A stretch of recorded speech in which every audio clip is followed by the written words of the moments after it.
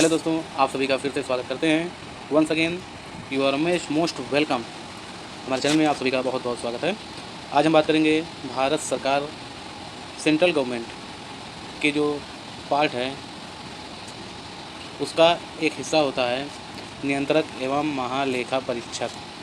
तो उसी पर आज हम परिचर्चा करेंगे। ये नियंत्रक एवं भारत के नियंत्रक एवं महालेखा परीक्षक, इसको कैग के नाम से जाना जाता है और ये भारतीय संविधान के अनुच्छेद 148 में है। ठीक, यहाँ पे देखिए नियंत्रक एवं महालेखा परीक्षक भारतीय संविधान के अनुच्छेद 148 में इसको बताया गया है। ठीक है, क्या है इनका, क्या काम होता है? स्टेट गवर्नमेंट और सेंट्रल गवर्नमेंट के सभी तरह के खर्चों का ब्यौरा संसद के और विधानमंडल के पटल पर रखवाता है।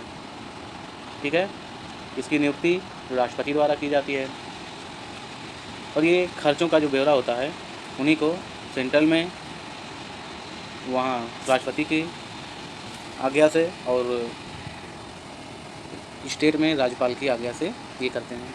ठीक है, विधानमंडल के पटल पर, जैसे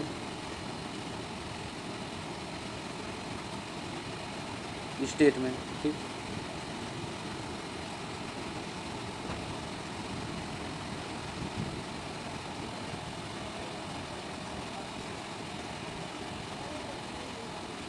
विधानमंडल के पटल पे रखवाते हैं। ठीक है,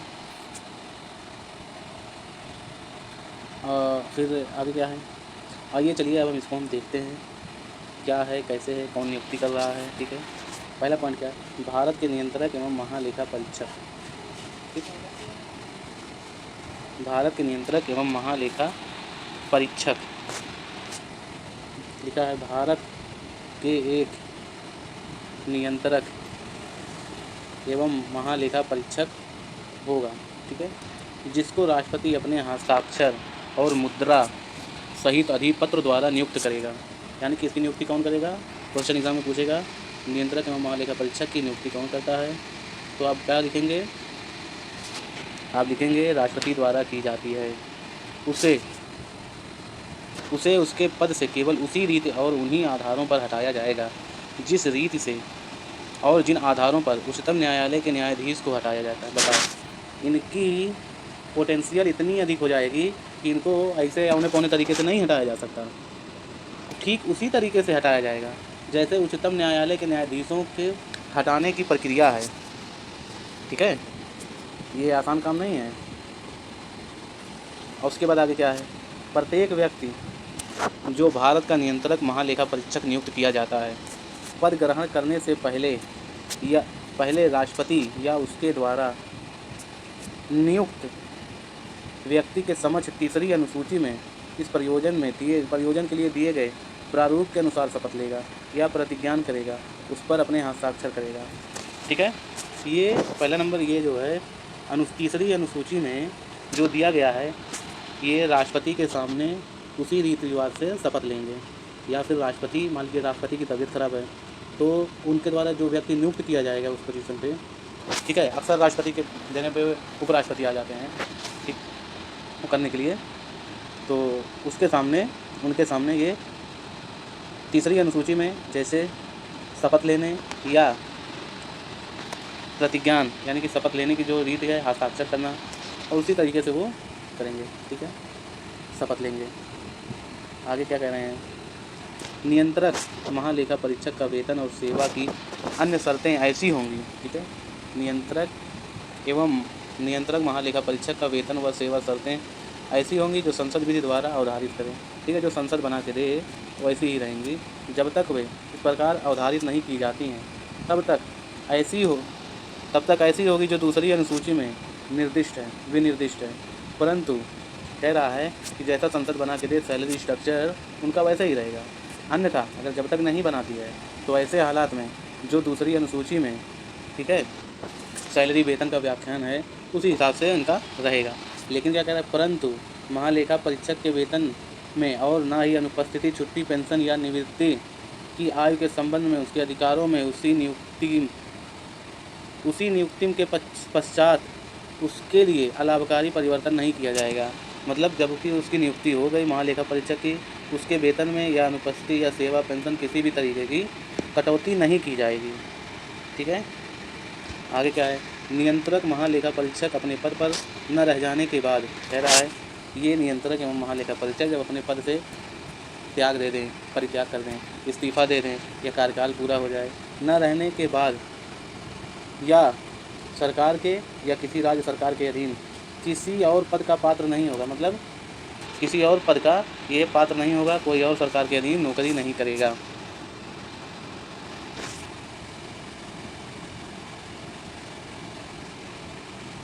आगे क्या है, इस संविधान के और संसद द्वारा बनाई गई किसी विधि के उपबंध के अधीन रहते हुए भारतीय लेखा परीक्षा और लेखा विभाग में सेवा करने वाले व्यक्तियों की सेवा शर्तें व नियंत्रक महालेखा परीक्षक की प्रशासनिक शक्तियाँ ऐसी होंगी जो नियंत्रक महालेखा परीक्षक से परामर्श करने के बाद राष्ट्रपति द्वारा बनाए गए नियमों द्वारा विहित की जाएँ।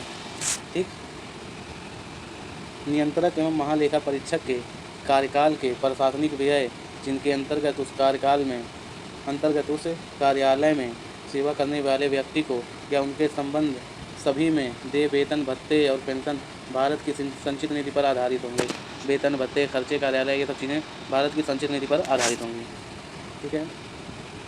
आगे क्या है, आर्टिकल 149 अनुच्छेद 149 भारत के नियंत्रक महालेखा परीक्षक के कर्तव्य एवं शक्तियाँ, क्या उनकी जिम्मेदारियाँ हैं और क्या उनकी पावर है, क्या शक्तियाँ हैं। नियंत्रक महालेखा परीक्षक संघ के और राज्यों के तथा अन्य किसी प्राधिकारी या निकाय के लेखाओं के संबंध में ऐसे कर्तव्यों का पालन और ऐसी शक्तियों का प्रयोग करेगा जिन्हें संसद द्वारा बनाई गई विधि द्वारा उसके अधीन विहित किया जाए। ठीक है। संसद द्वारा बनाई गई विधि द्वारा या उसके अधीन विहित हो ऐसे प्राधिकारी या निकाय के लेखाओं के संबंध में कर्तव्यों का पालन करता किया जाएगा। ठीक है। जैसा कि संसद कानून बनाए उस हिसाब से है। जब तक इस निमित्त इस प्रकार उपबंध नहीं किया जाता तब तक संघ के और राज्यों के लेखाओं के संबंध में ऐसे कर्तव्यों का पालन ऐसी शक्तियों का प्रयोग करेगा तो इस संविधान के प्रारंभ से ठीक पहले क्रमशः भारत के डोमिनियन के प्रांतों लेखाओं के संबंध में भारत के नियंत्रक महालेखा परीक्षक को प्रदत्त थी, उसके द्वारा प्रयोग की। कह रहा है जो पहले स्वतंत्रता से पहले जो उनके जैसा चल रहा था उस हिसाब से रहेंगी, हालांकि जैसा संसद कानून बनाए उसी हिसाब से चलेंगी। इनकंडीशनली तो ऐसा होगा। ठीक है। डोमिनियन के समय में जैसा इन लोग काम कर रहे थे। अनुच्छेद 150 संघ के और राज्य के लेखाओं का प्रारूप।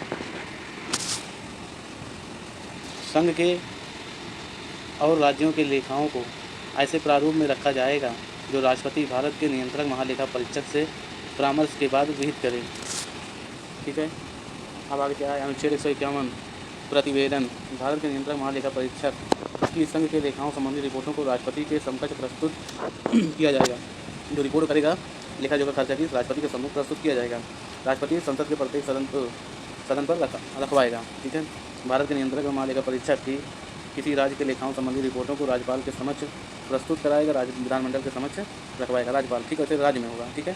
जैसे वहाँ पे क्या था, सेंटर में पार्लियामेंट्री है, पार्लियामेंट में जो है संसद के दोनों पटल पर ये राष्ट्रपति की जिम्मेदारी रखवाना, इनके जो ब्यौरे होंगे, और यहाँ पे जो है राज्यपाल के रखवाएंगे विधानमंडल में। विषय क्या अनुच्छेद भारत के अनुच्छेद 148 क्या है, भारत के नियंत्रक महालेखा परीक्षक। 149 भारत के नियंत्रक महालेखा परीक्षक की शक्तियाँ। अनुच्छेद 150 संघ और राज्य लेखाओं के प्रारूप। अनुच्छेद 151 लेखा परीक्षक प्रतिवेदन। यही है। ठीक। अब आप इसको समझें, याद करें। इसको कैग के नाम से जाना जाता है, CA। ठीक है। Controller account general. सही इसका फुल फॉर्म है कंट्रोलर एग्जाम में बहुत अधिक ऑडिटर जनरल ऑफ इंडिया।